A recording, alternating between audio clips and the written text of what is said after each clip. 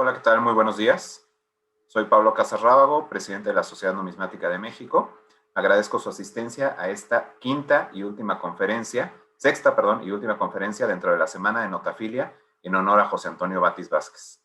Como siempre, me permito recordarles la logística de la presentación. Cámaras y micrófonos en Zoom permanecen apagados para un mejor desempeño de la sesión y las preguntas o comentarios para el ponente que tengan se podrán mandar por el chat, me lo pueden enviar a mí directo o enviarlo al administrador que está como Sociedad Numismática de México para que se dé lectura al final y la respuesta correspondiente.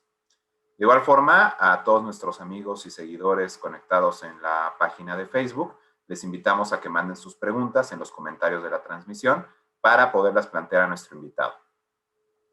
El día de hoy tenemos nuestra conferencia de cierre y pues qué mejor que con nuestro vicepresidente, Cedrián López Bosch Martinó, quien impartirá la conferencia Las cédulas del primer imperio mexicano, éxito o fracaso. Cedrián es notafílico por más de 3 décadas, lleva varios años estudiando las emisiones de Banco de México y tiene diversas publicaciones en revistas especializadas sobre múltiples emisiones de papel moneda en México, incluyendo el libro Los valores de la nación.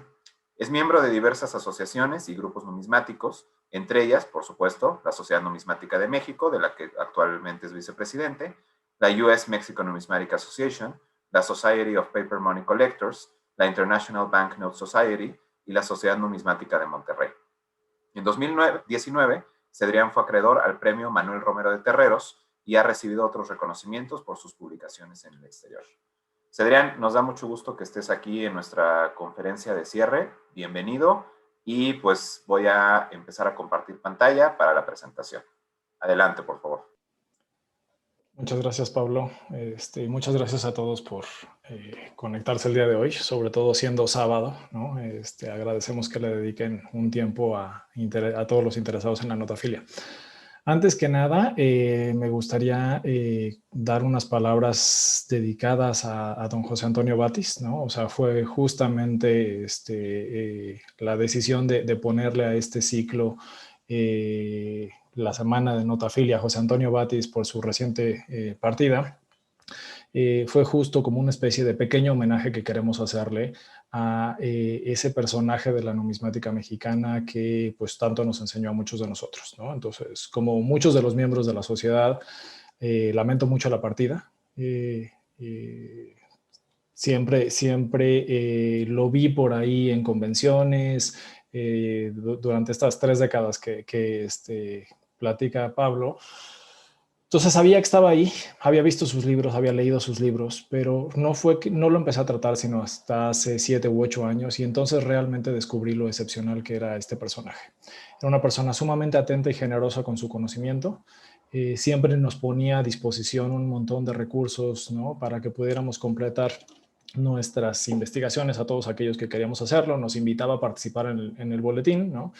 Y todavía recuerdo que después de que le mandé mi primer artículo para el boletín, a la siguiente asamblea llegó con un folder y anotaciones a mi artículo que tanto le agradecí, ¿no? Entonces, siempre me estaba animando a seguir escribiendo y a dar alguna conferencia.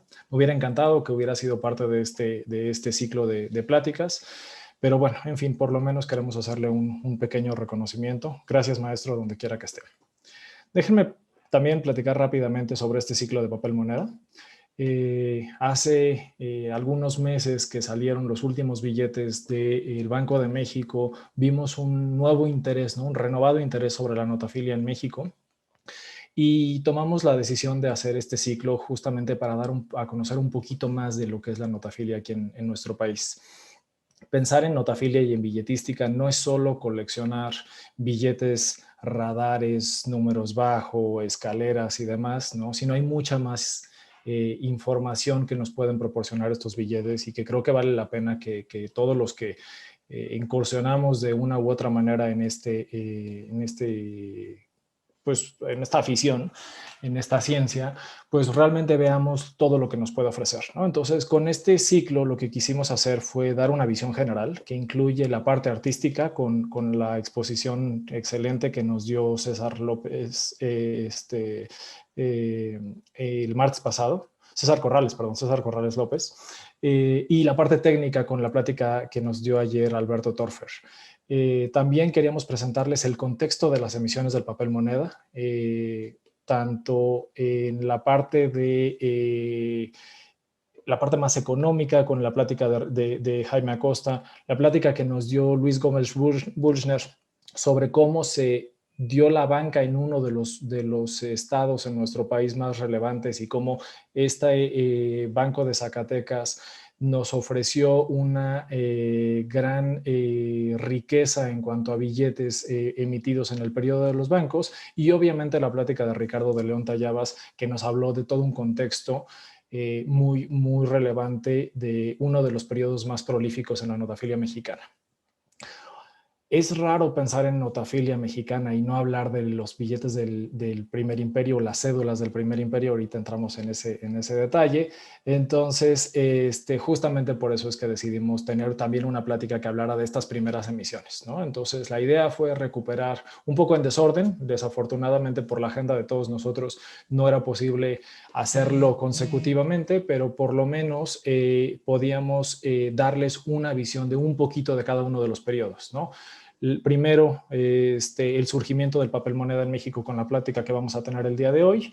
Luego hablamos de el periodo de bancos y también justamente la parte artística de los bancos, como tiene algunas comunalidades junto con otros países, que fue la plática que nos dio César.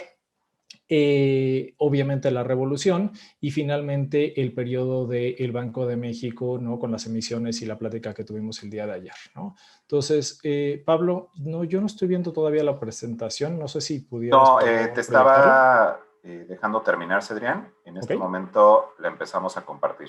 Perfecto. Listo y... Estupendo. Ya está, ya tienes control. Bueno, entonces déjenme apagar. Dame un segundo. Creo que podemos cerrar esto para que yo pueda primero apagar mi máquina y mi video y luego... Ya te lo apagué, Adrián. Adelante. Perfecto. Muy bien. Bueno, regresamos si quieres a la anterior. Alguien las está adelantando. Espérame un segundo. Ya, listo. Ya lo tienes tu control. Perfecto, muy bien. Bueno, pues lo que quiero hacer es platicarles hoy de las cédulas o billetes emitidos en 1823 por el Primer Imperio. Esta va a ser una presentación distinta de las que hemos estado viendo por varios motivos, ¿no? Número uno, porque a diferencia, por ejemplo, del periodo revolucionario, aquí no tenemos realmente una gran cantidad de cédulas o de piezas que podemos mostrar. En realidad vamos a hablar de tres cédulas o tres billetes en particular, ¿no? Entonces, tampoco estamos hablando de un periodo de 6, 7 años como fue la o las revoluciones que nos contaba Ricardo, ni varias décadas como sucedió en el caso de los bancos de emisión. Aquí solamente vamos a hablar de un periodo de 4 meses, ¿no? Entonces, una disculpa de antemano si no van a ver tantas ilustraciones en esta presentación y van a ser relativamente pocas láminas comparadas con las anteriores, pero creemos de todas maneras que este es una emisión particularmente interesante porque todo mundo las menciona. Cuando hablamos de papel moneda en México, todo mundo menciona las cédulas del Primer Imperio. Yo me atrevería a decir que no hay una sola publicación que hable en general de papel moneda de México que no las mencione, pero llama la atención la existencia de tan pocos estudios a profundidad sobre estas emisiones. Salvo notables excepciones, la mayor parte de los textos que hablan de estas cédulas se limitan a reproducir el decreto del 20 de diciembre de 1822, que le da, como que las emite, ¿no? O sea, que autoriza la emisión. Después, la descripción física de las piezas y luego el decreto del 11 de abril que fueron desmonetizados. Y casi todas las publicaciones aceptan sin cuestionar la conclusión a la que llegó el ministro Francisco de Arrillaga o Lucas Alamán diciendo que fue corta su duración y por ende fue un fracaso. Creo que hay que ver esto con una perspectiva diferente. No quiero decir que haya sido realmente una emisión particularmente exitosa, porque pues obviamente con 4 meses nada más ni siquiera cumplió el año que tenía como objetivo, pero creo que lo que necesitamos ver es qué tanto todo el proceso, la preparación, impresión, emisión, distribución, circulación, amortización y destrucción, cumplió realmente con los objetivos que tenía estas cédulas, ¿no? Entonces, creo que es importante conocer un poco más de estas cédulas, y creo que vale la pena poder tener una visión un poquito más amplia que nos permita considerar algunos otros elementos. Déjenme decirle que este trabajo fue elaborado en 3 etapas. Yo no soy en realidad el de la idea original. El primer análisis lo hizo la doctora Roxana Álvarez cuando revisó los expedientes de papel moneda de los ramos de Hacienda Pública y Gobernación en el Archivo General de la Nación, incluyendo un libro de estadísticas que se llamaba Libro de Canje de Billetes del Imperio por billetes impresos al reverso de las bulas, que fue parte de un proyecto que tuvo la UNAM en 2007-2008 y que derivó en su tesis de licenciatura. La segunda parte de este estudio fue en 2015, cuando yo estaba buscando otra cosa completamente distinta de las cédulas del imperio.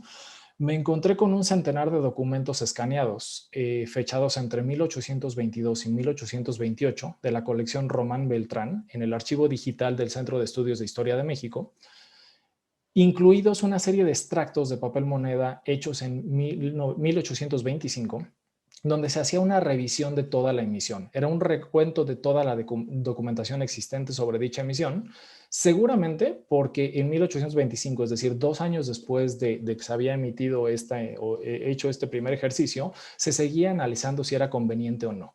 Y la tercera parte, que un poco esta es una presentación de ello, es justamente después de las conversaciones que tuvimos Roxana y yo, siempre dijimos que cada uno de nosotros habíamos encontrado algunos pedazos incompletos y la idea era completarlo, ¿no? Entonces, básicamente la presentación del día de hoy es justamente dar un recuento de ello. Denme un segundo. Entonces, número 1, pues empecemos por el contexto. A finales de la época colonial, las reformas borbónicas dieron lugar a una extracción de metales a finales del virreinato de manera significativa, que trajeron consigo una salida muy grande de numerario metálico de la Nueva España. Enseguida viene la Guerra de Independencia, que provocó el agotamiento de las arcas de la nación, el desmantelamiento del sistema fiscal, y si bien se seguían poniendo contribuciones para financiar a los ejércitos, la verdad es que todo el sistema se rompió, y además hubo una parálisis económica debido, por un lado, a la reducción de la fuerza laboral, que estaba más enfocada en la lucha armada, y por otro lado también al abandono e inundación de las minas. Entonces, naturalmente, la población al acabar la lucha de independencia y conseguirse finalmente la independencia del nuevo país, pues lo que quería la gente era pues que esta situación cambiara, ¿no? Que la situación económica mejorara y que pues dejara de haber este tipo de contribuciones que se le pedían a la gente para poner impuestos, ¿no? Entonces, se crearon algunas instituciones. La regencia primero entre septiembre de 1821 y mayo de 1822, y luego viene ya la toma de posesión, bueno, o la coronación del emperador, ¿no? Nombramiento del emperador en mayo de 1822. Entonces, ambos estaban interesados en cómo podían volver el sistema funcional. Entonces, la regencia creó una junta provisional compuesta por, obviamente, las élites. Estaba la oligarquía militar, la oligarquía eclesiástica y económica, que mientras convocaban a un congreso constituyente que sucedió en febrero de 1822, y mientras se nombraba el nuevo monarca, que sucedió en mayo, se dio a la tarea de poner en marcha un sistema funcional, y claramente la pieza clave era la materia hacendaria. Entonces, la Junta decidió eliminar múltiples contribuciones y un poco reducir la carga fiscal para todos. Obviamente, pues estamos hablando que aquí eran las oligarquías, que eran los que básicamente habían tenido que sostener este tipo de contribuciones. Al tomar posesión, Iturbide trató de reducir aún más esta carga fiscal. Sin embargo, se dio cuenta muy rápido que para poder asegurar el funcionamiento de su gobierno, mejorar las condiciones del ejército, que a fin de garantizar la pacificación, pues de todas maneras necesitaba recursos que no tenía. Entonces, empezó apelando primero a la creación de contribuciones específicas y al patriotismo de la población para promover préstamos voluntarios primero y forzosos después, que justamente en lugar de allanar el camino, lo que fueron haciendo fue creando tensiones con las élites del Congreso. Y entonces, pues justamente empezó una tensión entre los distintos poderes. Aquí me gustaría hacer un breve paréntesis nada más para decir que no solo era el gobierno el que estaba pensando este tipo de cosas, también había algunas personalidades relevantes que opinaban sobre cuál debía ser la mejor manera para poder mejorar las finanzas públicas. Y así surgieron algunas propuestas que lo que buscaban hacer era recuperar ideas que estaban funcionando en otros países como Estados Unidos, Francia, Inglaterra, Holanda, Suecia, donde ya empezaban a utilizarse otros elementos como era la introducción del papel moneda y la creación de bancos de alcance nacional, con la idea de gestionar los recursos de manera más eficiente. Entonces, como parte de este debate de ideas, se publicaron algunas propuestas. Hay dos que son particularmente relevantes, que salieron justamente en 1822. Una de ellas es la propuesta por Francisco Severo Maldonado de crear un banco nacional. Este Banco Nacional, de acuerdo a la publicación del Fanal del Imperio Mexicano el 15 de mayo de 1822, debía de ayudar a contribuir a la recuperación de la soberanía nacional, ser un agente recaudador y resolver los problemas de los medios de pago. Entonces, para ello, lo que decía Francisco Severo era, vamos a crear una serie de tlacos fabricados en una aleación de cobre y zinc de circulación y aceptación forzosa. La propuesta es sumamente detallada, pero particularmente lo que decía respecto a estos tlacos es que en tanto se pudieran emitir, se debían de sacar unas libranzas nominativas, pero endosables, que podían fungir como promesas de pago en tanto se lograba la acuñación de esta moneda menuda. Entonces, básicamente aquí hay una primera propuesta de papel moneda que sería como provisional en lo que se podían emitir estos tlacos, y él calculaba en 2 millones de pesos la cantidad necesaria para esto. La segunda propuesta fue presentada por Francisco de Paula y Tamaris.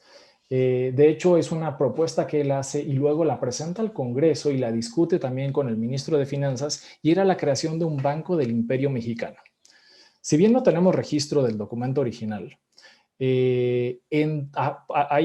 por ahí de agosto de 1822 ya estaba enviando algunas modificaciones y comentaba esta propuesta con el ministro.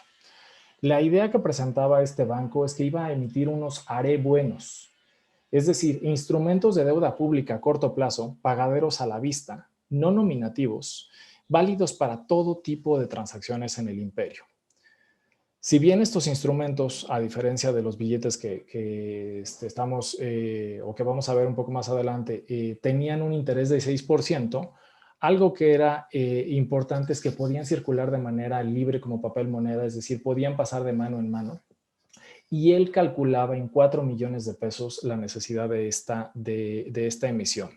Y proponía que hubiera billetes de 5, 10, 50, 100, 300, una denominación particularmente rara, 500 y 1000 pesos. Entonces, mientras las élites políticas discutían este tipo de propuestas, pues obviamente el secretario de Hacienda, encargado justamente de encontrar una solución a los temas económicos nacionales, pues también estaba haciendo sus propias propuestas, y algunas de esas propuestas justamente retoman lo que estas personalidades estaban sugiriendo, ¿no? Entonces, el ministro de Hacienda, Antonio de Medina, presentaba en octubre de 1822 su evaluación de la situación económica, que es algo así como los criterios de política económica que hoy se presentan previos al paquete económico.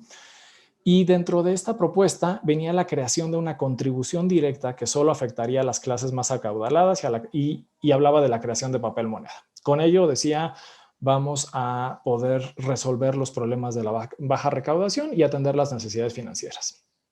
Pero les explicaba hace ratito que el Congreso ya estaba justamente en contra de algunas propuestas adicionales y obviamente dijeron no queremos más impuestos, ¿no? Entonces rechazan la propuesta y el emperador se ve en la necesidad de disolver el Congreso a finales de octubre y reemplazarlo por una Junta Nacional Instituyente integrada por notables seleccionados por él mismo, entre ellos varios de los diputados que participaban en este Congreso que le eran favorables.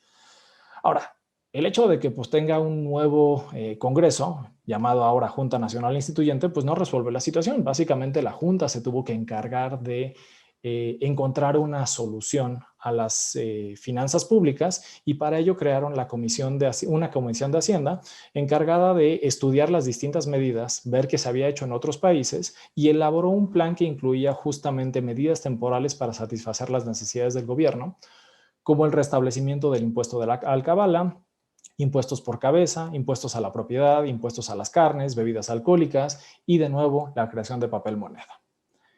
Justamente esto en términos muy parecidos a lo que había publicado Francisco de Paula en el Fanal del Imperio Mexicano.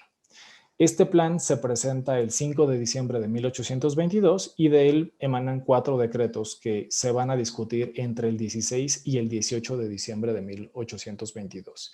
Y aquí es precisamente donde llegamos al famosísimo decreto que todo el mundo menciona, del 20 de diciembre de 1822, que se publica en la Gaceta Imperial del Imperio de México, ¿no? Este decreto, coincidentemente con la propuesta y le remarco el coincidentemente, ¿no? Con la propuesta de Francisco de Paula, habla de 4 millones de pesos en papel moneda, de aceptación obligatoria para operaciones administrativas y comerciales, válidas únicamente en 1823 y solamente en 3 denominaciones. Ahora, ¿cómo se llega a este cálculo de los 4 millones de pesos? Lo que hicieron fue justamente tomar la última información confiable que existía, que era previa a la conflagración de independencia, es decir, la información de 1809, y a partir de ahí es que sacaron el presupuesto. Sacan un presupuesto total de 20 millones de pesos y lo que dicen es: esos 4 millones nos van a permitir cubrir el déficit pensando en cuáles iban a ser los ingresos y que no iban a alcanzar. Entonces, se va a poder cubrir el déficit y generar una reserva. Entonces, lo que se hace es, se van a enviar a las intendencias 2.25 millones de pesos y se sobreentiende que el 1.75 millones restantes se quedaría en la capital. Hay 14 artículos que no les voy a describir, ¿no? Simplemente les digo, hablaban de la emisión, uso y amortización. Y el secretario de Hacienda lo envió a todas las autoridades civiles, militares y religiosas del imperio el 21 de diciembre, es decir, al día siguiente de que se publica el decreto, se manda la instrucción de publicarlo y hacerlo cumplir, pues el papel moneda entraba en vigor el 1 de enero de 1823, es decir, estamos hablando de 10, 11 días después. Como se puede apreciar, el decreto recupera la creación de una figura de fiduciaria, ¿no? de papel moneda, de forma temporal para pagar todo tipo de transacciones, aunque van a ser en condiciones muy particulares, como vamos a ver en la siguiente diapositiva. Lo que buscaba era resolver varios problemas. La carencia de dinero, básicamente no había suficiente metálico, como les decía en la parte introductoria, y también solventar el déficit del gobierno, tal como lo habían propuesto tanto Maldonado como Francisco de Paula, e incluso, y era una manera de poder hacerlo sin necesidad de apelar a un nuevo préstamo a, ¿cómo se llama?, a las clases más adineradas. Esta pequeña nota que pueden ver aquí, básicamente son las intendencias que contestaron que había recibido cada uno, el texto del decreto. Entonces, básicamente el decreto se publica el 20 y el 21 salen correos hacia toda la extensión del imperio para decirles, a partir del 1 de enero se tiene que utilizar este papel. Ahora, ¿cómo se va a utilizar este papel? Justamente solamente va a ser en pagos superiores a 3 pesos y van a ser a través de una figura muy peculiar que es la ley del tercio, ¿no? Entonces, primero, ¿cómo se va a entregar este papel a la población. Entonces, todos los sueldos y pensiones civiles y militares se iban a pagar con papel moneda. Entonces, todos los sueldos civiles y militares que fueran de más de 3 pesos iban a recibir 1 peso en papel y 2 pesos en plata, y en esa proporción, ¿no? Entonces, si el pago era de 12 pesos, iban a ser 4 en papel y 8 en plata. Si eran 20 pesos, por ejemplo, justo cuando no había una regla de 3 exacta, ¿no? Entonces, lo que se hacía es la cifra más cercana. Entonces, por ejemplo, para 20 pesos hubieran sido 6 pesos en papel, y en lugar de 12, bueno, si fueran 18 serían 12 pesos en papel, pero como aquí estamos hablando, en plata, perdón, pero como aquí estamos hablando de 20 pesos, serían 6 pesos en papel y 14 pesos en plata, ¿no? Pero lo que no había pensado es que, y eso veremos en un momento más, no quedaba muy claro qué iba a pasar justamente con el cambio, ¿no? Entonces, lo que hacía esta ley del tercio, entonces eran todos los pagos de sueldos se entregaba papel, y eventualmente la intención era que ese papel regresara en pago de impuestos al gobierno a través de las tesorerías y administraciones de Hacienda. Entonces, un poco, pues nada más es yo te pago en papel y tú me lo vas a terminar regresando después en papel. Pero mientras tanto, ese papel puede circular para transacciones comerciales. Aquí ha habido algún debate. Hay algunos autores contemporáneos que dicen que en realidad esto no existió. Algo que me parece que es muy rescatable que hizo Roxana Álvarez fue justamente demostrar a través de distintos registros de notarías que también en transacciones comerciales sí sucedía, sí se movía este papel moneda en esta misma proporción del tercio, ¿no? Entonces, básicamente en esta figura de ley del tercio es que se iba a poner a circulación y se iba a circular siempre el papel moneda. Pero veamos un poquito más con detalle cómo eran estas emisiones y estas cédulas. Entonces, las cédulas estaban impresas por un solo lado en papel blanco de medio florete, así se llamaba, con una marca de agua, JHP Romugorosa, de tamaño de 10.5 por 16 centímetros cada una.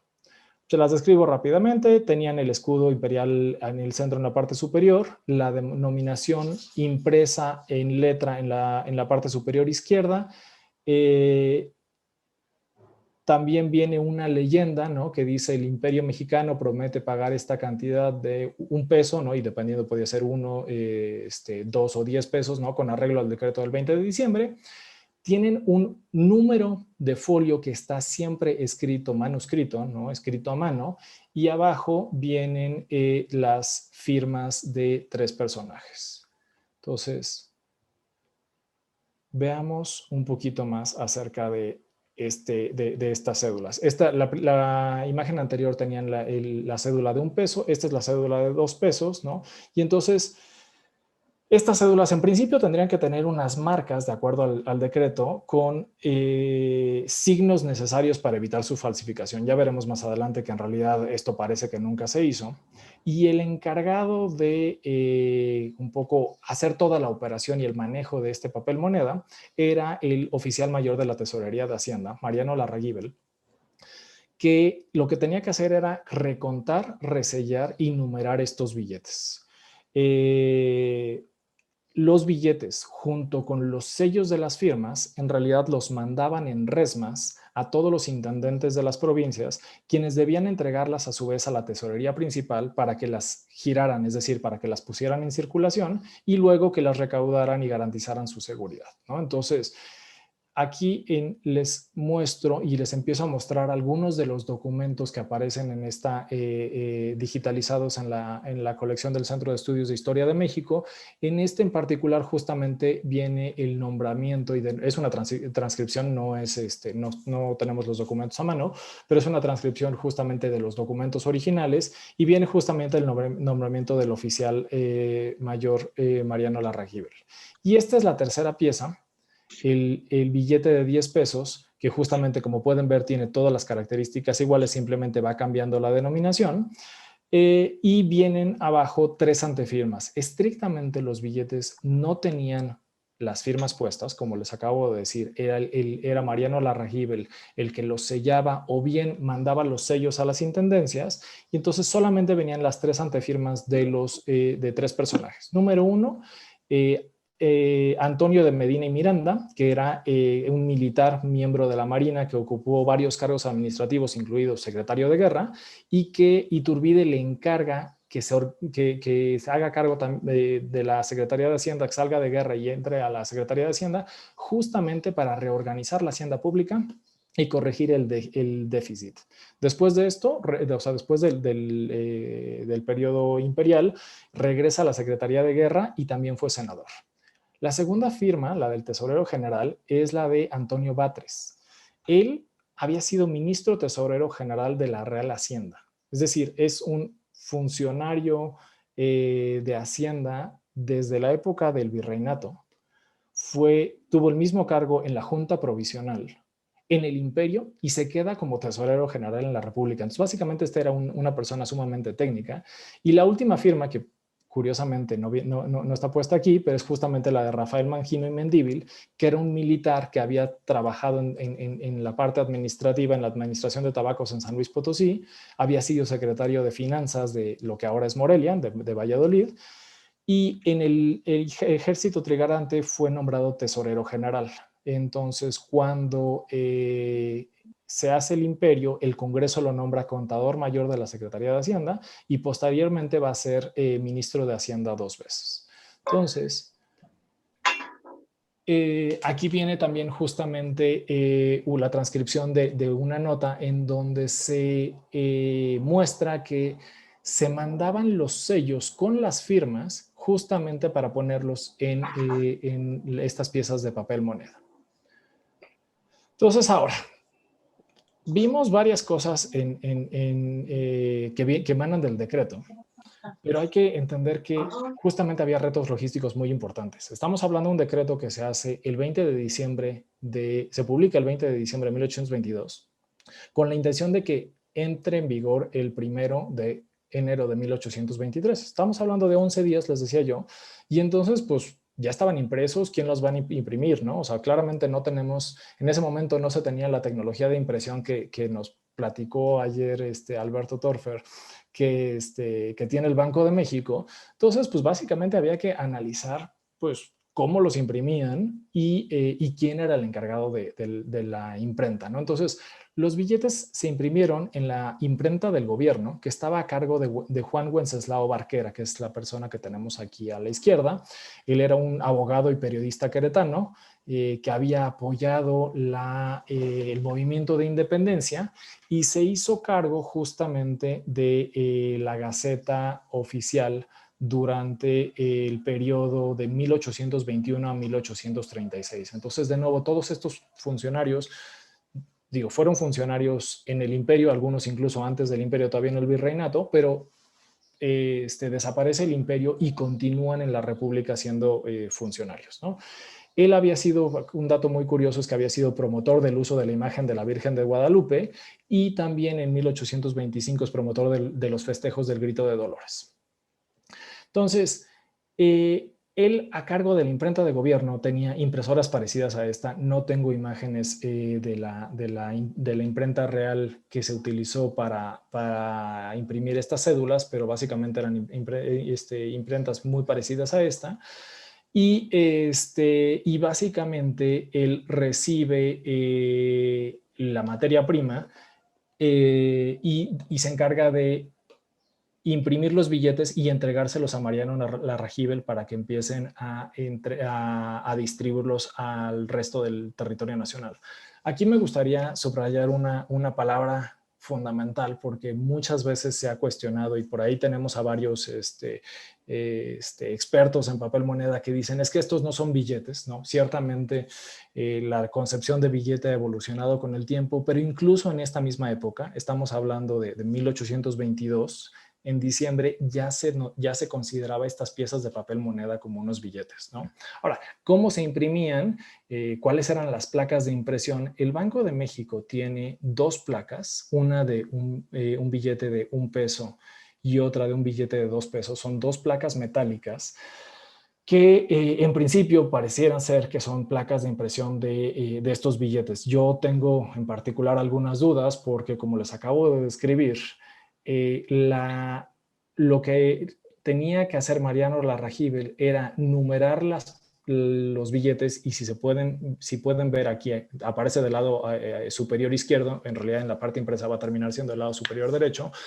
Vienen ahí ya unos números de folio impresos, entonces pues en principio no cubre uno de los dos requisitos que tenía que cubrir Mariano Larrajível. Y la otra es, estos también ya incluyen las firmas del ministro de Hacienda, del tesorero y del contador, lo cual pues tampoco nos cuadra porque, como veíamos en la diapositiva anterior, justamente los sellos se mandaban por separado y se sellaban justo como una medida de seguridad, ¿no? Entonces, no estamos, bueno, yo en particular no estoy plenamente convencido de que estas placas realmente hayan servido para imprimir los billetes, porque además pensaríamos que las placas tendrían que venir de 4 en 4.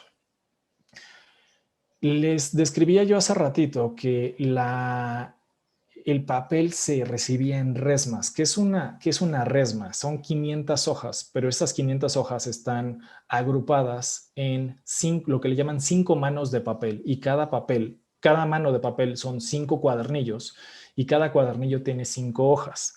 En cada una de estas hojas se van a imprimir 8 billetes. Me van a decir, oigan, pero aquí nada más se ven 4 billetes. Efectivamente, como les acabo de decir, es un cuadernillo. Y entonces resulta ser que en realidad la hoja está abierta y tiene 4 billetes impresos de un lado y 4 billetes impresos del otro, de tal forma que cuando ustedes lo doblan, van a ver 4 billetes, levantan la hoja y ya vienen los 4 billetes atrás. Esto facilita la labor del sellado de las firmas y de la numeración, ¿no? Entonces, les decía, bueno, pero esto es un reto enorme, poder imprimir billetes, ¿no? Sobre todo para distribuirlos a todo el imperio, y justo parte de los documentos que nos encontramos en la colección del Centro de Estudios de Historia de México, hay algunos recibos ya que están hablando de cuántos billetes se imprimieron y cuántos billetes recibió Larrajível. Entonces, al día siguiente del decreto, el 21 de diciembre, imprimió 3 resmas de billetes, y 2 días más tarde 12 resmas de billetes. No encontré ningún recibo adicional. Entonces, en principio, antes de la puesta en circulación y de la entrada en vigor ya de estos billetes, solamente había 60,000 billetes impresos. Luego vamos a encontrar recibos posteriores del 14 de enero por 8 resmas y 18 manos adicionales, del 20 de febrero por 8 resmas más.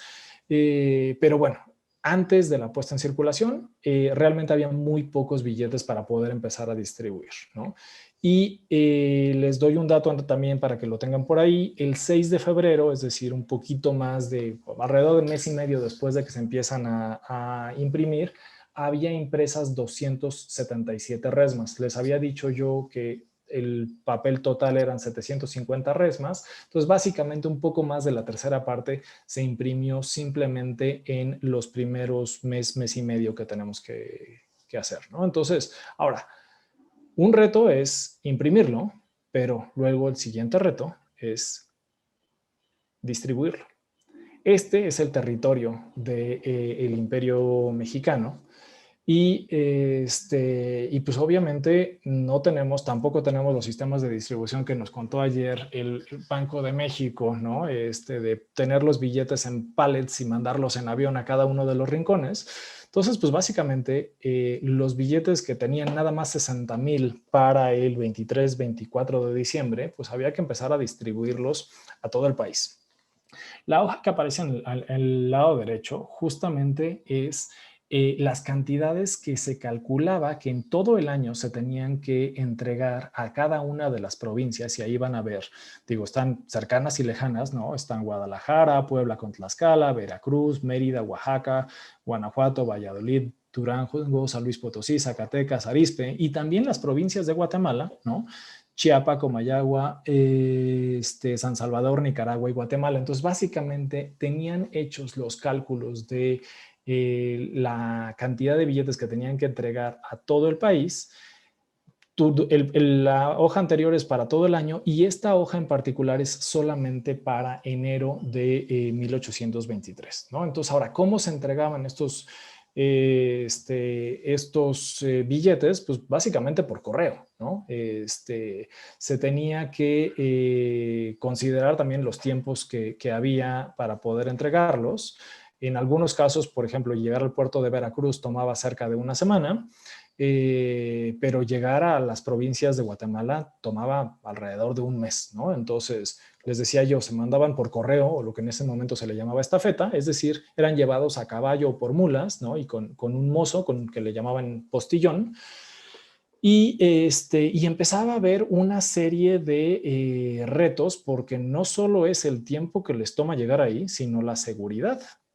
Eh, Vamos a encontrar por ahí algunas, les decía yo hace ratito que los intendentes decían, bueno, acuso de recibido el decreto, pero todavía no me llegan las notas, ¿no? Entonces, por ejemplo, el 7 de enero justamente hay una comunicación del intendente de Guadalajara que dice, yo ya tengo el decreto, pero todavía no me llegan los billetes, ¿qué hago?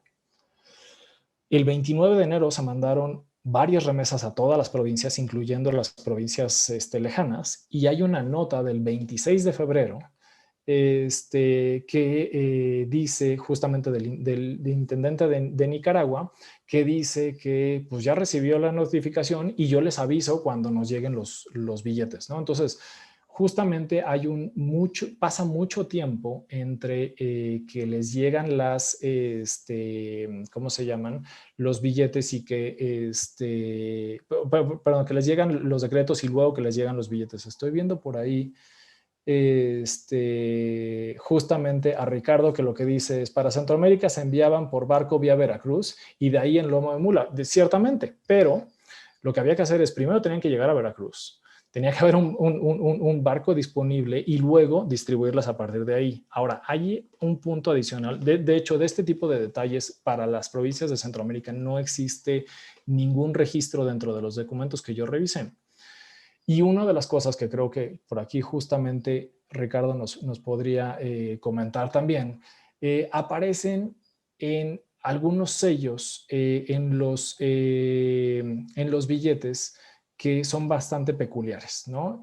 Justamente Eduardo Rosowski, en el boletín numismático de número 70, coincidentemente en 1970, en el de enero-marzo, hizo un artículo muy extenso sobre estas piezas y él habla de dos resellos con tinta roja, uno de Guatemala, de la Capitanía General de Guatemala, y otro de León, del Departamento de León, Nicaragua.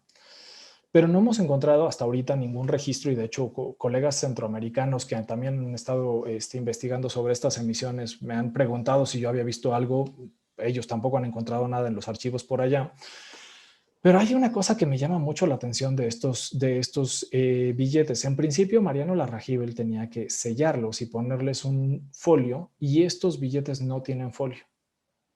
Esto llama la atención que haya, estas variantes. Entonces, pues la pregunta es si por ahí en algún momento hubo una teoría de si estos en realidad habían sido billetes no emitidos que no habían llegado a ser foliados y que posteriormente les pusieron este sello de León. Hasta el momento no he encontrado ninguna información al respecto. Ahora, está bien.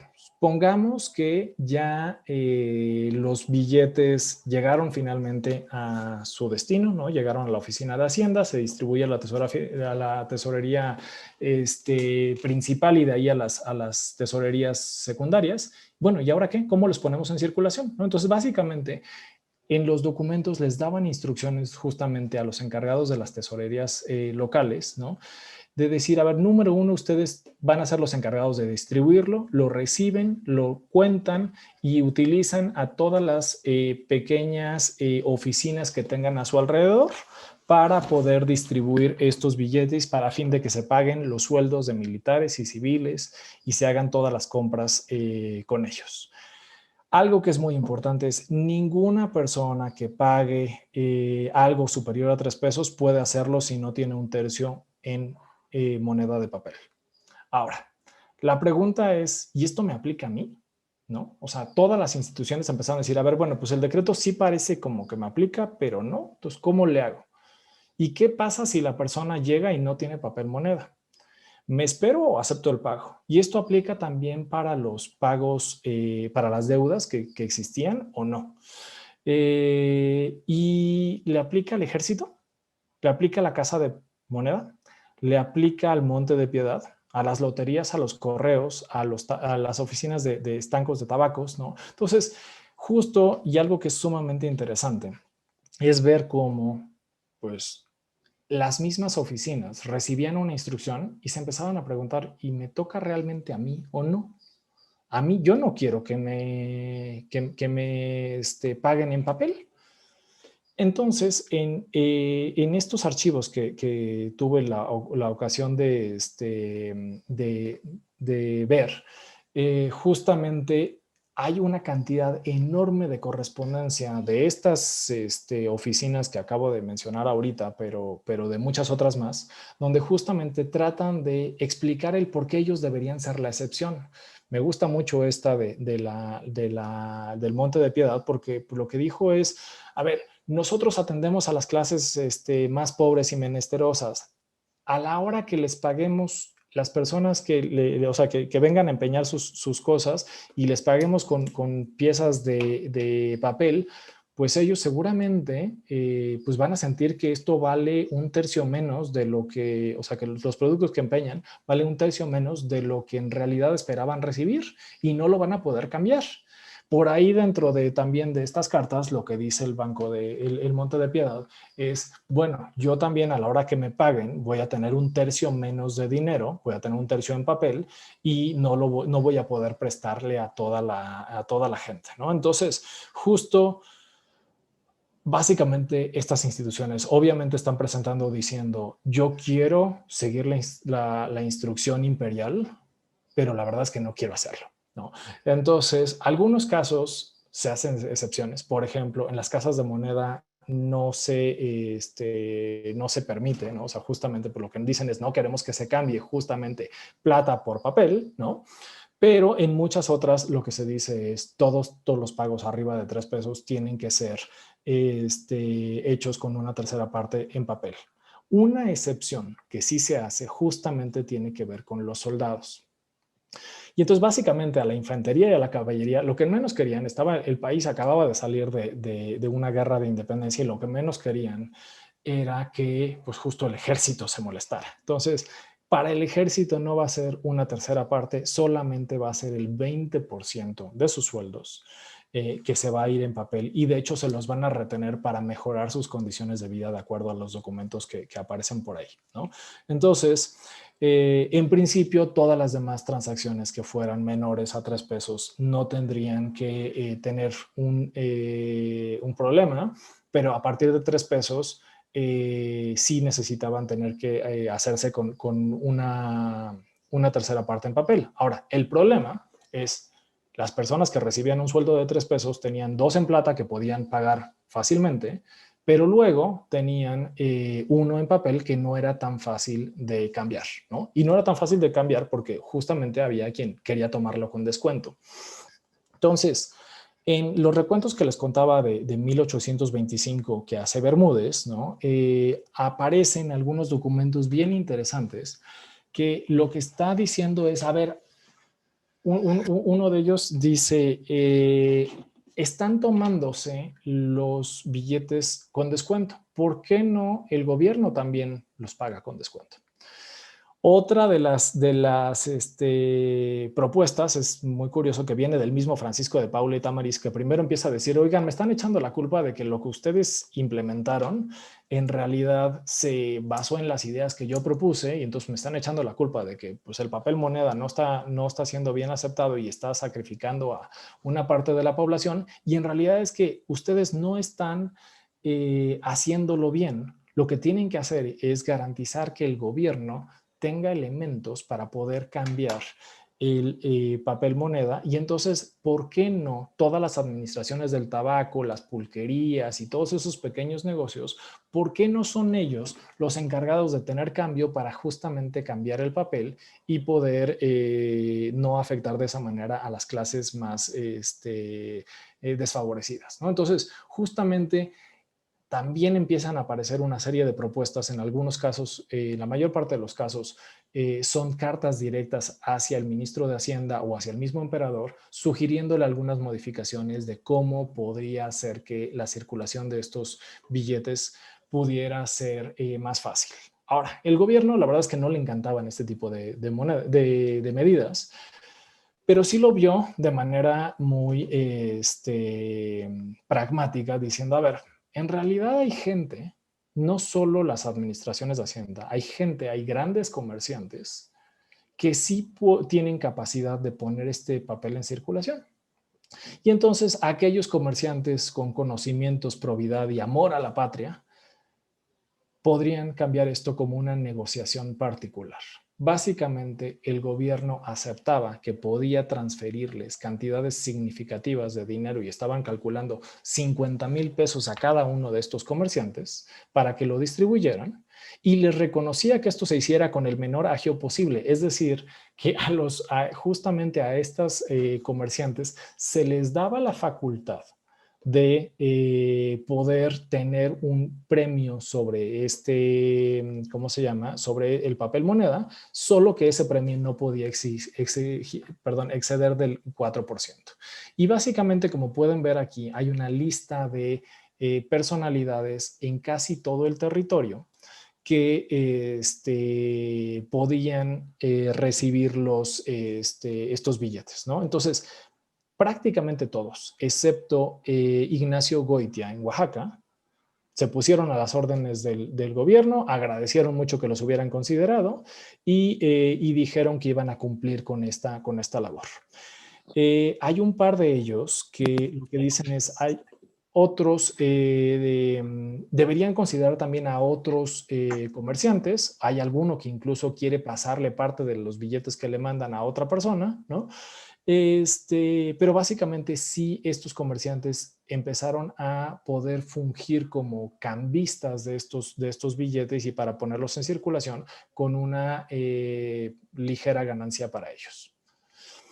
Ahora, ya los billetes finalmente salen a circulación. En principio, les digo, la idea es que regresen al gobierno, pero pues mientras tanto es el gobierno sin tener plata para pagar sueldos, paga sueldos con papel. Este papel está circulando de mano en mano en transacciones comerciales y en algún momento va a regresar a las dependencias de gobierno, llámese administraciones de Hacienda, a las alcabalas, a las tesorerías, cualquier recaudador. Y entonces cuando la persona que llegue entregue papel, lo que tiene que hacer este recaudador es, número uno, cortar la firma del ministro de Hacienda, y por eso van a ver que muchos de los billetes, todos los que les mostré ahí, pero muchos de los billetes que están por ahí en circulación, justamente tienen un corte como aparece en el billete de 2 pesos que está aquí abajo, que justamente lo que hace es decir, este billete ya cumplió, ya circuló, y entonces esto se considera como papel muerto. Este papel muerto, lo que se hacen es inventarios que cada una de esas oficinas van a tener y mensualmente se van a pasar a las oficinas superiores, ¿no? O sea, las subalternas de cada una de las provincias, luego de las intendencias. Las intendencias, las oficinas de Hacienda de la Intendencia recaban todo y luego lo mandan a la Secretaría de Hacienda con todo el registro de los billetes que habían sido canjeados, y la idea era que una vez que ellos entregaban el papel muerto, se les entregaban nuevas cantidades de papel vivo, es decir, nuevo papel que podían ellos poner a circulación. Entonces, aquí empezamos a ver algunos recuentos, y este recuento, por ejemplo, nos habla de que se habían impreso 2,267,000 pesos y ya se había remitido una cantidad a las provincias, otra a las direcciones, otro se había ya puesto en circulación a través de pagos directamente. en la capital del país y se habían amortizado por ahí, creo que dice 68,000 pesos. No alcanzo a ver ahorita bien la imagen. Entonces, a ver, no sé si se dieron cuenta de algo que había en ese recuento, pero estamos hablando de un recuento del 14 de marzo. El 14 de marzo todavía el imperio está moribundo, pero todavía no entra el nuevo decreto y ya dice ahí, se ha impreso en papel blanco 1,500,000, poquito más, de pesos. En bulas, 732,000 pesos.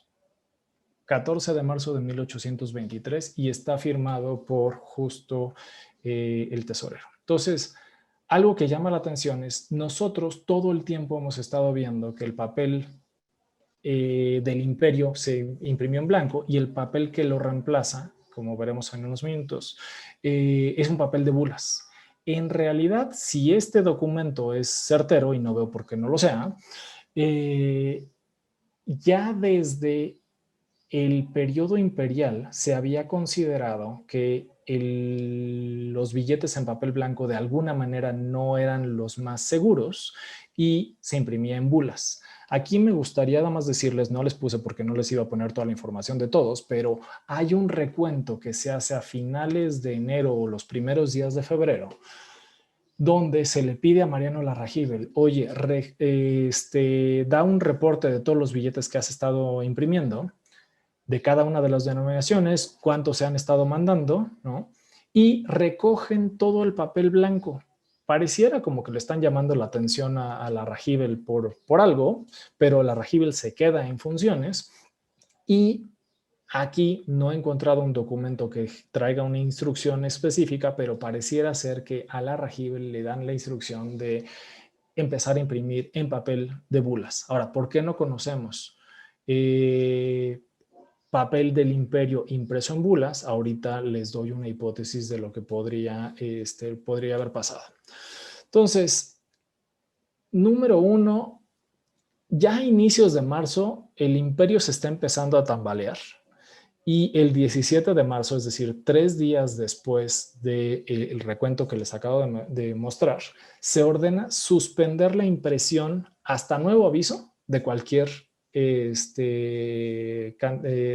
papel moneda. 3 días después, el 20 de marzo, se pide hacer un recuento y el 3 de abril, el Supremo Poder Ejecutivo, que es la entidad que surge provisionalmente para reemplazar al imperio, ordena suspender todos los pagos de papel moneda que se estaban falsificando, recoger la existencia de papel moneda y cambiarla por vales. Aquí la existencia que reportaba, y entonces seguramente lo que está hablando es un poco lo que tenía en caja el impresor y el tesorero, ¿no? y Mariano Larrajíbel que administraba todo esto, y están reportando 1,300,000 pesos de existencias. Seguramente este papel de bulas del imperio impreso en bulas debe haber estado ahí. Todavía no debe haber habido tiempo de ponerlo en circulación. Y el 11 de abril publican un nuevo decreto donde le ordena a la imprenta, tú ya de plano no vas a fabricar más papel o más moneda de papel del imperio. A las tesorerías dejen de emitirlo, regresen todo lo que tienen en existencias a la tesorería central y todo lo que vayan recibiendo recojan los sellos y el papel del impresor para que no vaya a seguir imprimiendo de manera fraudulenta y se cesa la obligación de cobrar y pagar hasta que los tenedores de este papel lo hayan cambiado en la tesorería. Entonces lo que se va a decir es solamente para sustituir el papel del imperio se van a imprimir nuevos billetes con nuevas características mucho más seguros en papel de bulas. Y aquí es justamente donde aparecen estos nuevos billetes que están impresos. En realidad no son tan distintos y no tienen mayores medidas de seguridad que los anteriores. La única diferencia es están impresos en papel de bulas que ya habían expirado y simplemente pues un poco lo que se ha dicho últimamente es que era para aprovechar la religiosidad de las personas para tener una mayor aceptación. Estrictamente, la intención de este papel no era otra, sino sustituir o reemplazar el papel que ya había estado en circulación. Ahora, ¿cuánto dinero se termina imprimiendo? ¿No? El 31 de enero, les decía yo que había habido varios recuentos, ¿no? Entonces, el 31 de enero le pidieron a la Rajibel justamente este recuento y recoger el papel blanco, y en ese momento él dijo, hay 1,000,000 de billetes, equivalente a 1,535,000 pesos.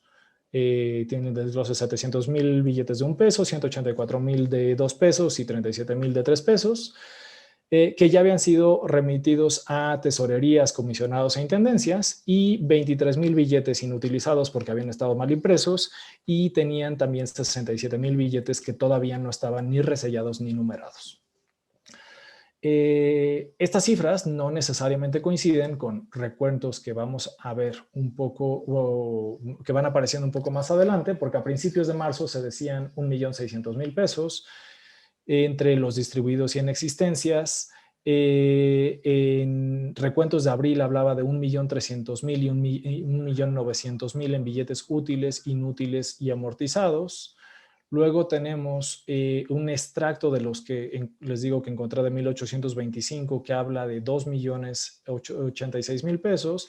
Y finalmente también tenemos un documento de noviembre de 1823, que es un reporte que hace Ildefonso Maniao como parte del informe que hace el ministro de Hacienda al Congreso, donde habla de 2,395,000 pesos. Y estas son las cifras que termina recuperando Lucas Alamán.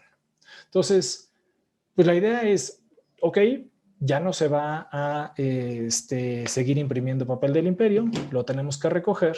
¿Y qué vamos a hacer con ese papel? ¿Cómo lo vamos a recoger?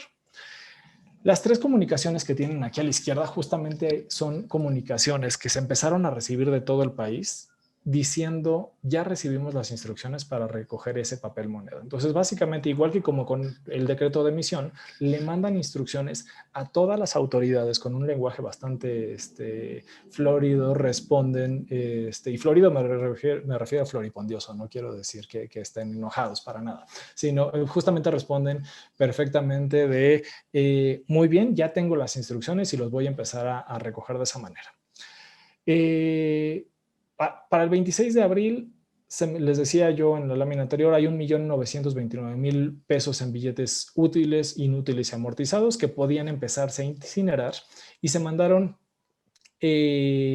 a tomar algunas precauciones, porque decían, a ver, vamos a recoger los billetes, y quién dice que alguien no se va a robar el billete que ya está recogido y va a volverlo a entregar, ¿no? Entonces, lo que empezaron a hacer es perforarlos para evitar fraudes, los empezaron a recontar, los empezaron a registrar, y registraban uno por uno qué números de billetes eran, qué persona los había entregado, ¿no? Los perforaban y los guardaban en arcas bajo 3 llaves con la intención de guardarlos hasta que fueran a ser incinerados.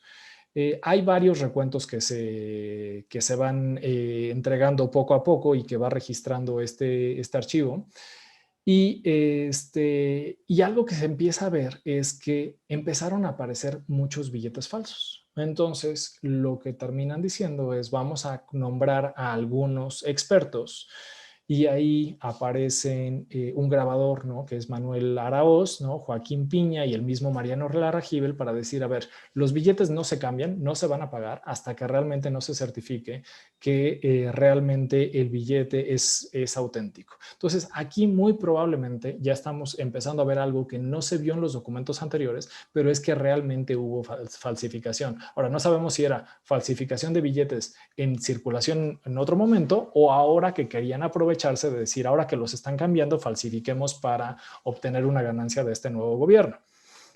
Entonces, el cuadro que aparece aquí en la parte abajo a la derecha es justamente ese registro, ese libro de canje que Roxana Álvarez encontró en el Archivo General de la Nación, y de hecho lo recupera. Esto es parte de esta imagen, es tomada de su tesis, donde encuentra que a final de cuentas de la nueva emisión se emitieron 600,000 pesos para canje de papel antiguo por papel viejo. Y esto no solo sucede en los 15 días, de acuerdo al decreto decía, en Ciudad de México se va a cambiar todo el papel en los próximos 15 días y solamente tienen 15 días, y en el resto del país tienen un mes para cambiarlo y solamente puede cambiarse ahí. Y lo que encuentra Roxana es que se sigue cambiando papel a lo largo de todo el año 1824 y empezamos a ver que hay una serie de documentos y publicaciones incluso en la prensa de época que nos hace pensar que por lo menos hasta agosto de 1825, pero por ahí nos han dicho que también en Coahuila y en Texas llegó a ser hasta 1830, se seguía circulando y se seguía canjeando los billetes. Entonces, nada más para ir ya casi cerrando, nada más decir, el objetivo que tuvo el gobierno era poner en circulación dinero que no tenía, ¿no? Entonces, puso en circulación papel que representaba dinero para generar esa dinámica económica y que ese dinero siguiera circulando mientras tanto, mientras se podía reponer por moneda metálica. Y esto, como podemos ver aquí, en realidad pues siguió sucediendo en los próximos no solo meses, sino incluso años, ¿no? Entonces, los billetes que sí se recogían básicamente se incineraban, ¿no? Entonces, yo creo que desafortunadamente, ojalá y por ahí aparezca algún billete de bulas, del imperio impreso en bulas, que pudiera corroborar lo que el documento decía ahí, pero muy probablemente, como estaban en manos del administrador, se pasaron directamente de la imprenta a la incineración, y aquí hay varios recuentos que hace Bermúdez en 1825 de las distintas incineraciones, pero no todos los billetes fueron incinerados. Hubo algunos billetes, y varios conocerán este tipo de hojas, han salido por ahí en el mercado numismático, parece ser que vienen de un archivo de Oaxaca, donde tenemos justo las hojas completas que ya tenían folio, que ya tenían firmas, que no están perforadas, como decían ahí, ni están invalidadas las firmas del secretario de Hacienda, pero que en la parte de atrás tienen, perdón, en la parte de atrás tienen una leyenda que dice: inutilizado, Oaxaca, 16 de mayo de 1820, no me queda muy claro si es 9 o 25, ¿no? Pero básicamente hubo billetes que debieron haberse puesto a circulación o que se quedaron en manos de los encargados de ponerlos en circulación y que a final de cuentas no se hicieron. Hay algunos, ahora, algo que pudiera ser es que la gente no necesariamente vea el reverso del billete y pudieron haber tratado de hacer algún tipo de, ¿cómo se llama?, de fraude, tratando de pasarlos por buenos. Entonces, algunos de estos billetes, el inutilizado que aparece en la parte de aquí, se separa en dos, y en el anverso dice inu y en el reverso dice tilizado, y sigue con esta leyenda de Oaxaca. Entonces, pues básicamente, y ya con esto vamos a cerrar. Me aclara José Luis que dice los inutilizados, dicen 1825, correcto. Entonces, básicamente hay un retiro, pero fue gradual, y esto hizo que, o sea, se muestra que los billetes siguieron circulando por un tiempo todavía considerable, y de hecho se puede ver la Gaceta del Gobierno Supremo de México en abril de 1823, mayo 1823, esta creo que es de junio. Entonces cada vez se sigue viendo que se siguen admitiendo los billetes, y son autoridades que dicen: oigan, pues nosotros tomamos la decisión de seguir aceptando los billetes porque tenemos muchas peticiones de parte de los ciudadanos por seguir haciendo, porque sigue habiendo existencias. Entonces, aunque los billetes salieron formalmente de circulación y hay decretos que los están inutilizando, de todas maneras la gente los seguía utilizando, y en las oficinas se seguían aceptando, justamente pues para evitar que dijeran que había algún tipo de fraude contra las autoridades. Ahora, empezamos a ver, y los cuadros que estoy poniendo aquí a la izquierda es la información que tengo aquí a la derecha, ¿no? Las aduanas empezaron a recoger justamente el papel moneda. De hecho, esta nueva emisión de papel de bulas también se recoge en las aduanas y se recoge a una proporción del 20% en el pago de aduanas, y vuelve a ser exactamente la misma historia que el papel del imperio. Empieza a haber una serie de comunicaciones de autoridades de todo tipo, ¿no? Oigan, yo también los tengo que recibir, no los tengo que recibir. ¿Son solo las aduanas marítimas o también las aduanas terrestres, ¿no? Y entonces, mensualmente se reportaba en la Gaceta cuánto se estaba recogiendo de papel moneda, y de hecho se recogían no solo papel de bulas, sino también se seguía recogiendo papel del Imperio Mexicano. Entonces, cada uno de estos pequeños cuadros es la información que les estoy poniendo del lado derecho. Marzo, abril, mayo, junio, julio, agosto del año siguiente de la emisión de un billete, de unos billetes que solo iban a tener una vida útil dentro de 365 días máximo, es decir, solo dentro de 1823, se seguían pagando los billetes del imperio. Entonces, pues aquí creo que podemos cuestionar si realmente la vida de los billetes del imperio fue tan breve como se dijo, si realmente fue un fracaso o no.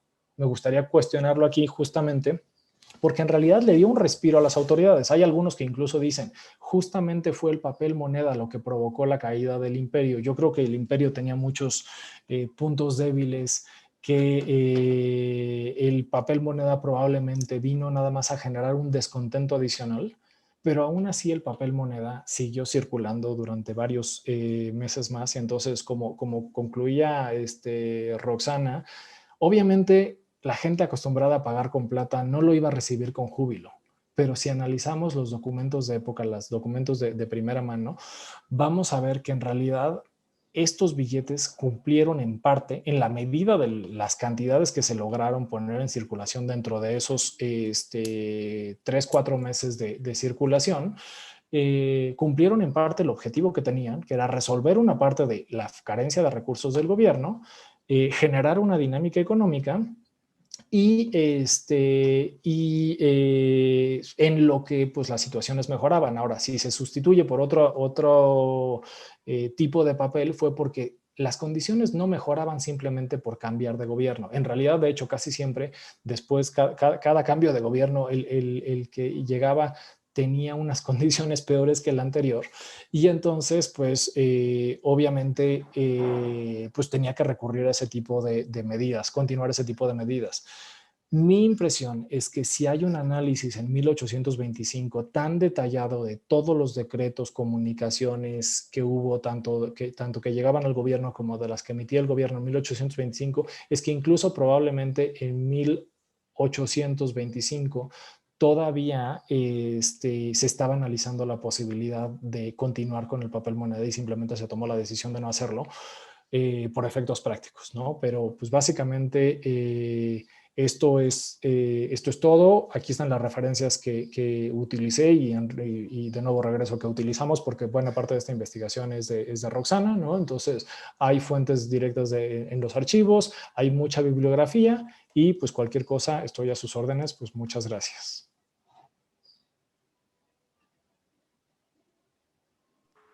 Gracias, Adrián. Voy a retomar el control de la pantalla. Y listo.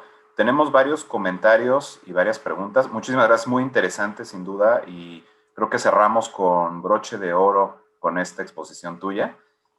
Voy a retomar los comentarios que tenemos aquí en Zoom. Y bueno, Ricardo de León nos dice, y creo que ya lo viste tú también, el primer billete del Nuevo Mundo apareció en Massachusetts en el siglo XVII. Varias fueron las causas que disolvieron el Congreso el 31 de octubre del 22, no necesariamente por la creación de nuevos impuestos, aunque fue absolutamente la clave. Excelente plática. Miguel Aviti pregunta, excelente plática, Adrián. ¿Todos estos billetes del primer imperio estaban respaldados por oro y plata o eran de carácter fiduciario?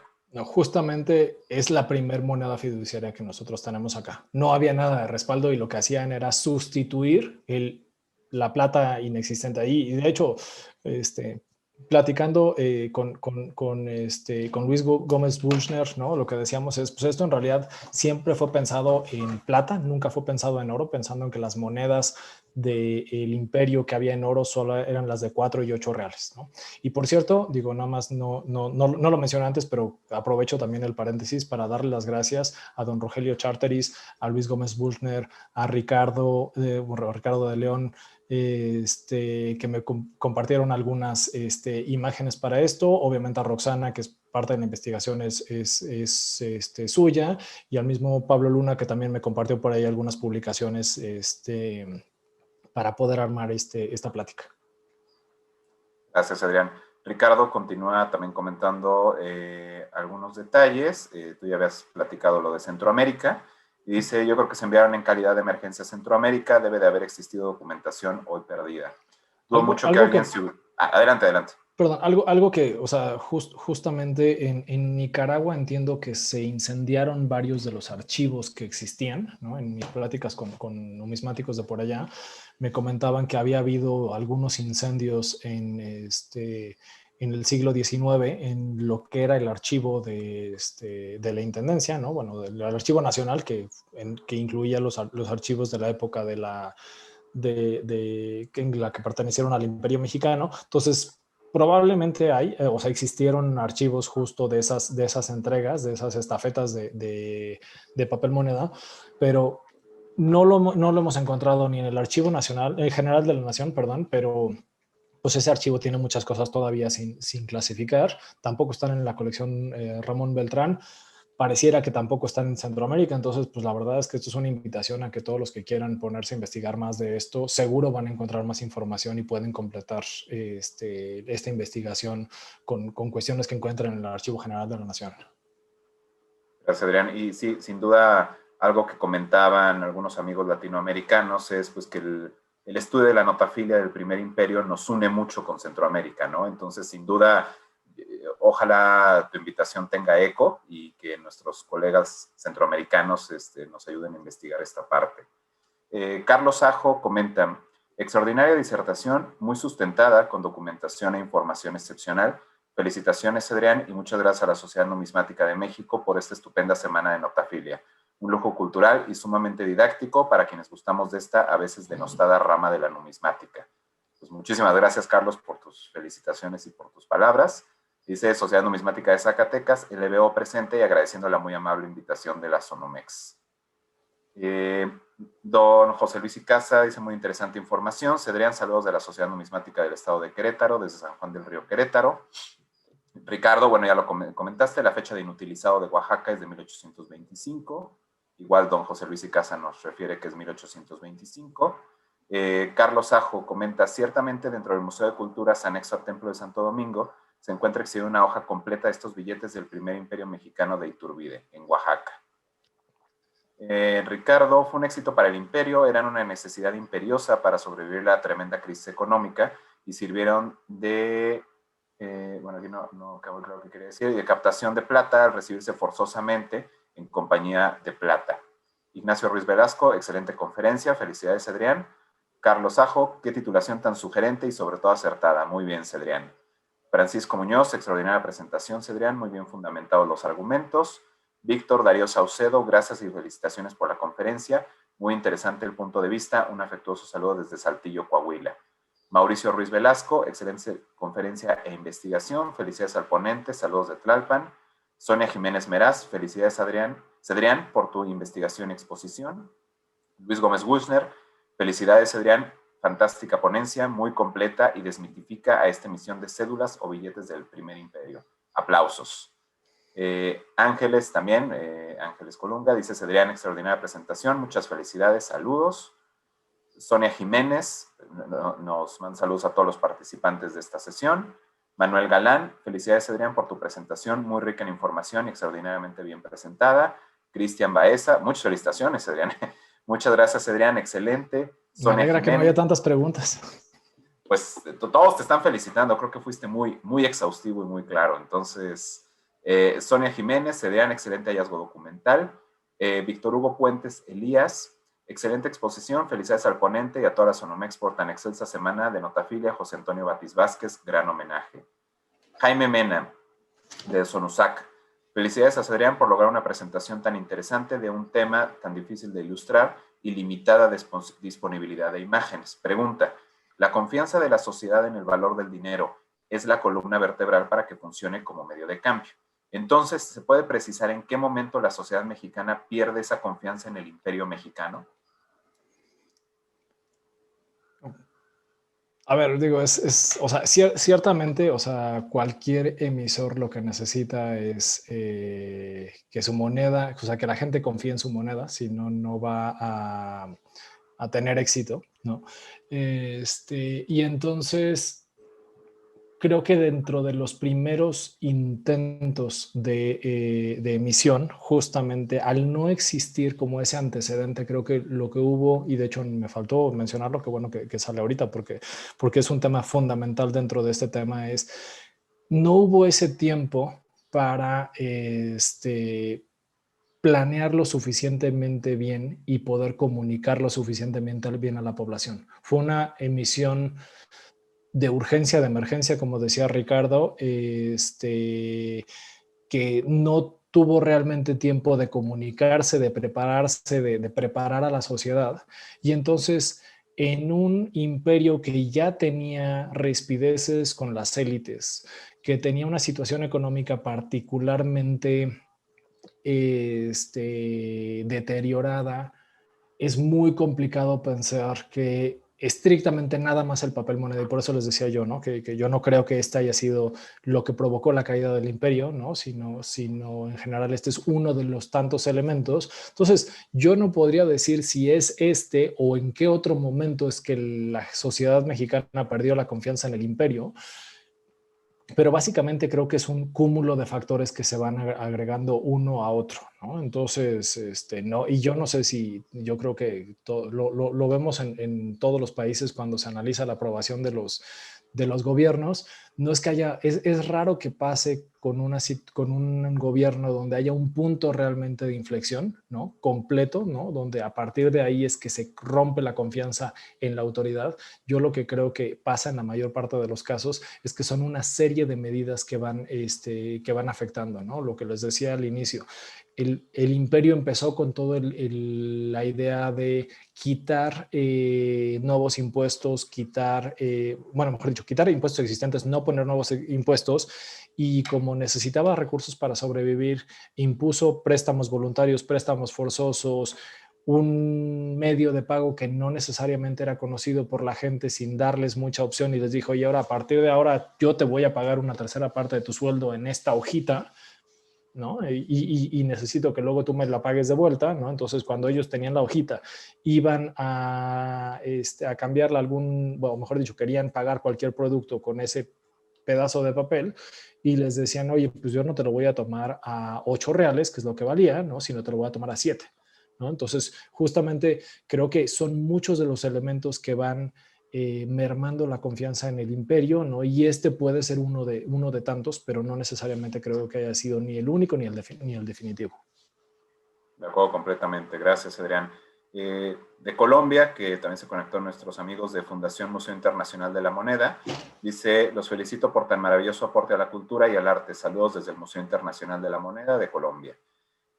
Alfredo Chávez Macías dice, la pandemia provocó estos ecos y lazos de unión hispanoamericana. Pues sí, sin duda, Alfredo, hemos tratado y lo hemos dicho en nuestras asambleas y en los eventos que hemos organizado, tanto propios como conjuntos, por ejemplo, con la Sociedad Numismática de Monterrey, que estos medios remotos, estas plataformas, pues nos han ayudado a difundir la numismática y a que estemos ahorita conectados pues de diferentes estados, de diferentes ciudades, de diferentes países al mismo tiempo. Sin duda hay que aprovechar y hay que continuar con estos lazos de unión hispanoamericana. Completamente de acuerdo contigo. Y pasaría ahorita a los comentarios que tenemos, algunos comentarios que tenemos en Facebook. Becky Nipra, que nos dice saludos desde el Bajío, de la Sonuba, presente. Daniel Numismática Capi, saludos desde Coatzacoalcos, Veracruz. Albertina Rivera, saludos desde Dallas, Texas. Saludos a todos. Carlos Torres Gandolfi, muchísimas gracias, don Carlos, por estar siguiendo la plática. Saludos y felicitaciones desde Porto Alegre, Brasil. Bueno, hay una pregunta de Keylor que nos dice, ¿qué territorios incluye el imperio? Pues creo que con el mapa quedaba claro, pero no sé si quieres comentar algo, Cedrián, de los territorios del imperio. Digo, pues básicamente es, o sea, la extensión completa, déjame ver si igual y proyecto aquí dame un segundo. Proyecto de nuevo el mapa, nada más para que lo puedan ver, ¿no? O sea, básicamente era pues desde varios estados de Estados Unidos, ¿no? California, Texas, Nuevo México, ¿no? Y todo Centroamérica excepto lo que ahora es Panamá, ¿no? Y de hecho en el recuento que pueden ver ahí, cómo estaban organizadas las provincias, ¿no? Que de hecho eso es muy chistoso porque en los documentos intercambian los términos provincias e intendencias sin respetar estrictamente la forma de organización de ese momento, ¿no? Y, o sea, así es como estaban organizados en ese momento, ¿no? O sea, Guadalajara, que incluía Alta y Baja California, Puebla con Tlaxcala, Veracruz, Mérida, Oaxaca, Guanajuato, Valladolid, San Luis Potosí, con el Nuevo Reino de León, Nuevo Santander, Coahuila y Texas, Durango con Nuevo México, Zacatecas, Arizpe. Aquí hay algo que me llamó la atención de este mapa es que, perdón, de este recuento es que no menciona a Sonora y Sinaloa, que eran otra intendencia más, y hay documentos de Sonora y Sinaloa, lo cual pues me llama la atención porque posiblemente fue una omisión de este recuento y no necesariamente que no les hayan mandado cédulas o que no los hubieran considerado. Y en Centroamérica, las provincias, lo que les llamaban las provincias de Guatemala, eran Chiapa, Comayagua, San Salvador, Nicaragua y Guatemala. Gracias, Adrián. Y complementa Ricardo con un comentario pues interesante, sin duda. Fuimos el tercer país más grande del mundo por 3 semanas. Entonces, pues sí, de acuerdo. César Corrales, también saludos desde la ciudad de Los Reyes, en Lima, Perú. Muchas gracias, César, por estar siguiendo la conferencia. Estoy checando, tenemos varios saludos, varios comentarios. Álvaro Rodríguez Jaimes, una ponencia muy interesante, muchas felicidades, Adrián, saludos de Zacualpan, México. Y Jesús Medina Villanueva, hay un museo numismático en San José de Costa Rica y allí vi monedas de Iturbide, quizá llegaron billetes. Gustavo Marcelo, perdón. Esperemos que por ahí alguien encuentre y pues nos confirme si hay o no hay más resellos de León, de Guatemala o de algún otro o de alguna otra provincia de Guatemala, ¿no? Porque hasta ahorita el único que hemos visto en varias ocasiones es este que dice León, que no tiene ninguno de los billetes tiene número de folio, lo cual les digo me parece raro. Sería muy raro que hubieran mandado los billetes sin foliar a mano porque pues hubiera sido una omisión de parte de Mariano Larrajíbal. Pero pues también habría que ver de dónde sacó Eduardo Rogovsky en 1970, que había también un sello de Guatemala, ¿no? Entonces, creo que sí, aprovechando que hay varios numismáticos centroamericanos en la plática, o si alguno lo ve posteriormente en Facebook o en nuestro canal de YouTube, ¿no? Creo que valdría la pena en algún momento que si tienen billetes de la región nos los puedan compartir para tratar también de identificar cuáles fueron los billetes que les hubieran podido mandar por allá, ¿no? Haciendo un análisis de folios. Gracias, Adrián. Marta RM dice, la bula es un documento pontificio expedido por el Papa por la Cancillería Apostólica donde se tratan materias relacionadas con la fe, concesiones de gracias o privilegios, así como asuntos judiciales o administrativos. Bueno, pues para quienes tenían duda de la bula, Marta Mills nos dice, muy buena interpretación, Cedrián, felicitaciones, agradecemos la plática. Gustavo Marcelo Cafarro, felicitaciones, Adrián, saludos del Centro Filatélico y Numismático Villa María, provincia de Córdoba, República Argentina. Felicitaciones por la semana de notafilia que nos brindaron. Muchas gracias, Gustavo. Rojobel Capogrom, Cedrián López Bosch, muchas gracias por su magnífica exposición. Por lo aquí mencionado por usted, ¿Podemos asumir de manera acertada que las cédulas del primer imperio mexicano fueron billetes de uso corriente utilizados por primera vez en nuestro país para realizar cualquier tipo de transacción comercial? En este tipo de billetes, cuando mencionan que se pagarían 1, 2 o 10 pesos, ¿a qué peso hace referencia? ¿Es algo similar a lo que actualmente manejamos o cuál era su equivalencia? Gracias por las respuestas y por tan brillante exposición. Gracias por mencionarlo, porque probablemente no necesariamente fue tan claro. Justamente como saben ustedes, de hecho, o sea, la figura del peso en México se adopta hasta mucho más adelante en el siglo XIX, pero se le conocía al peso a los reales de a 8, ¿no? Las monedas de 8 reales. Entonces, estrictamente aquí un peso es equivalente a 8 reales. De hecho, con la imagen que les ponía ahí con un billete de 2 pesos, ¿no? De hecho, no sé si, creo que ya cerró la presentación, pero básicamente es, lo que ponía ahí eran 4 monedas de 8 reales y un billete de 2 pesos, que eso era lo que se tenía que haber utilizado para un pago de 6 pesos. ¿No? Entonces, pensando justamente en la ley del tercio, lo que se hacía eran pesos de moneda de plata, tenían que ser 2 pesos de plata o 2 monedas de 8 reales con un billete de 1 peso y la equivalencia de ese peso eran esos 8 reales. Gracias, Adrián. Alfonso Sánchez nos dice, la historia de la pérdida de confianza en el papel moneda ha sucedido en muchos momentos de la historia. Otro ejemplo son los infalsificables de Carranza, que tuvieron la misma suerte, aunque con textos diferentes. Y pregunta, ¿será conveniente seguir manteniendo el patrón de papel moneda?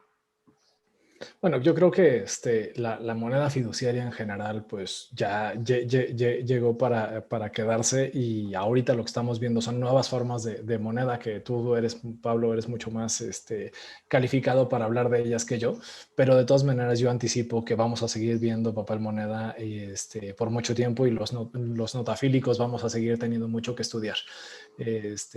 Todavía habrán muchas emisiones de papel moneda antes de que desaparezca el papel moneda como tal. Entonces yo creo que es cierto que hubo muchos episodios no solo en México, sino en el mundo, como de hecho nos describía la primera plática, ¿no? El doctor Acosta, con la hiperinflación. Así es como se muestra cómo va perdiendo el valor la moneda, ¿no? Creo que es muy complicado, sobre todo estos primeros ejercicios de introducción de papel monedas fueron complejos porque la gente, de entrada, porque la gente no los entendía, ¿no? O sea, no entendía por qué en lugar de recibir una moneda de plata tenía que recibir un papel, ¿no? Obviamente, pues justo eso, hay un choque cultural, sobre todo en un país productor de plata como el mexicano, que estaba muy acostumbrado a esas monedas que durante mucho tiempo se llamaban pesos fuertes, ¿no? Entonces, justamente creo que hay un choque cultural que va haciendo que sea de entrada difícil aceptarlo. Y a mí algo que me llama mucho la atención es que justo dentro de las explicaciones que hace el mismo ministro Medina para justificar la existencia del papel moneda, tanto previo cuando lo somete a consideración del Congreso, como el 10 de enero de 1823, un documento que no les mencioné, pero donde justamente apela a la gente a que realmente lo utiliza varios ejemplos, entre ellos el de Francia, y ya para entonces Francia había sido un ejemplo de cómo a través de los asiñados, ¿no? Les asiña, este papel moneda justamente había habido, o sea, habían realmente quedado con grandes desfalcos porque básicamente ese papel moneda había perdido mucho valor, ¿no? Entonces, creo que también hay una selección intencional de los ejemplos que hay de papel moneda. Y obviamente, pues la gente prefiere tener moneda contante y sonante, ¿no? Moneda de plata o de oro, pero pues obviamente por el volumen de las transacciones hace que esta sea inmanejable y sobre todo también porque existe una existencia limitada de moneda bueno, de hecho de metal, de oro y de plata, ¿no? Entonces, creo que era inevitable que tuviéramos una moneda fiduciaria de papel y creo que va a ser inevitable que tengamos en algún momento una moneda digital justo por el tamaño y el volumen de las transacciones que se están haciendo, ¿no? Incluso ahorita sería imposible hacer cierto tipo de pagos y transacciones, nada más imagínense las empresas de tecnología están recabando cada vez que hacen un IPO, ¿no? Una oferta pública para capitalizarse, pues esos volúmenes son inmanejables simplemente en billetes, y obviamente por eso es que vamos generando las sociedades y los entes, los institutos de emisión van generando nuevos medios de pago que permiten responder a las necesidades existentes en ese momento. Gracias, Adrián. Y no, de acuerdo contigo completamente. Sin duda no es materia a lo mejor de esta plática, pero hacia dónde vamos y hacia dónde va a evolucionar el dinero a nivel mundial, pues claramente lo vemos ya con fenómenos como las pruebas que está haciendo China con el yuan digital, la consulta pública y todos los documentos que puso a disposición la Unión Europea para el euro digital. Estados Unidos ya también se está subiendo a analizar proyectos de moneda digital. Varios Bahamas, varios países ya están viendo esto, y sin duda alguna, como dices, no podríamos pensar en manejar las cantidades que se manejan en la actualidad si estuviéramos hablando solamente de dinero oro, dinero en plata. Resultaría imposible, ¿no? Entonces nuestra evolución en el sistema monetario internacional sin duda va a ser a la moneda digital. Entonces, eso nos puede dar pues para otra plática, para otro ciclo de conferencias del futuro del dinero, en el que pues yo estaría feliz de platicar con todos ustedes y de escuchar las opiniones, pero bueno, sin duda el tema clave siempre va a ser, como nos decía Alfonso Sánchez, pues la confianza, ¿no? Y como comentabas tú, la confianza y el saber que eso que se está emitiendo tiene un control, tiene un respaldo, tiene un algo detrás. Y si no, pues tenemos todos estos casos que comentabas, y bueno, yo complementaría a lo mejor con los casos de la Revolución de Estados Unidos de Independencia, los continentales, que pues también después de una emisión desordenada, pues fue una situación muy similar a los assignats de la Revolución Francesa, ¿no? Y podríamos meternos a otros supuestos, pero muchas gracias, Alfonso, por la pregunta. Y concluyo con un comentario de Smois Jiménez, también en Facebook, que nos dice: buen día, excelente exposición, saludos de parte de la Sociedad Numismática de Sonora, excelente semana que tuvimos de Notafilia. Creo que ya con esto estaríamos cubriendo todo. Perdón si omití algún comentario o alguna pregunta. Pues, Cedrián, no me queda más que agradecerte a nombre propio y a nombre de la Sociedad Numismática de México por tu excelente participación, por tu apoyo, por supuesto, en el desarrollo de esta semana de Notafilia, que, como comenté en nuestra asamblea del lunes, pues fue un proyecto en el que el licenciado José Antonio Batis estuvo muy interesado desde el principio, cuando lo empezamos a plantear en la mesa directiva. Él, como comentó Luis en su ponencia, él iba a dar una plática incluso sobre los billetes de Banamex, y sin duda este es un homenaje que hacemos con mucho cariño en la Sociedad Numismática de México, a alguien de quien todos aprendimos en algún momento.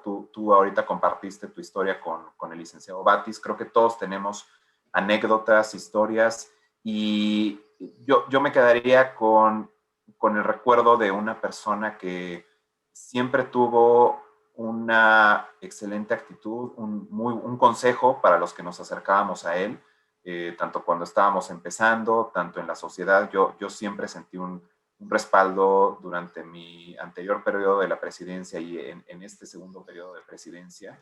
El licenciado Batis siempre fue alguien muy presente, que estaba en nuestras reuniones de mesa directiva desde temprano, con sus cacahuates, como le hacían broma a todos, porque siempre quería sus cacahuates para estar participando muy activamente como director del boletín, dándonos consejos. Y bien recordabas tú cómo nos invitaba a todos de: manden sus artículos, participen, hagan conferencias, y lo recordaremos sin duda quienes asistimos a las asambleas presenciales en Centro Banamex, en el edificio de seguros de Banamex del Centro Histórico. Como siempre estaba documentando las asambleas, tomando sus fotografías. Yo creo que hay un archivo interesantísimo de fotografías de la vida de nuestra sociedad. Yo lo había comentado con todos ustedes. Quería proponerle al licenciado Batis que nos ayudara escribiendo una crónica de los últimos años de la Sociedad Numismática de México. Creo que él hubiera sido la persona ideal para hacer una historia de la Sociedad Numismática de México. Y sin duda es una pérdida para nosotros como sociedad, para la notafilia, para la numismática, y una pérdida pues también de un amigo cercano y muy querido de la sociedad. Nuestra idea con esta serie de conferencias es rendirle un pequeño homenaje, y como lo comenté también, por acuerdo de la mesa directiva, se busca que este sea un evento anual, una semana de notafilia en José Antonio Batis Vázquez, y pues esperemos con esto mantener viva su memoria, su legado, que también queda en toda la obra que publicó, tanto en el Boletín Numismático, una serie de muchísimos artículos, y por supuesto la obra que desarrolló con Banco Nacional de México, con Banco de México, con Archivo General de la Nación, y las agrupaciones culturales, con la Asociación de Archivos Privados, la Asociación de Historia Económica de México, todas esas asociaciones en donde él fue parte y que será recordado y querido. Agradezco, por supuesto, a todos nuestros asistentes, a todos los que nos siguieron en Facebook en esta semana de Notafilia, a todos nuestros socios que se conectaron, y por supuesto a todos los ponentes que, como tú, Cedrián, se dieron el tiempo y la oportunidad para compartir con nosotros, a ti, a Luis, a Ricardo, a Alberto Torfer, a todos, a César Corrales, a Jaime Acosta, que estuvieron aquí con nosotros compartiendo sus conocimientos y su trayectoria numismática y notafílica. Muchísimas gracias. Con esto damos por concluido la semana de Notafilia José Antonio Batis Vázquez, y muchísimas gracias a todos. Cerramos nuestra transmisión en Facebook.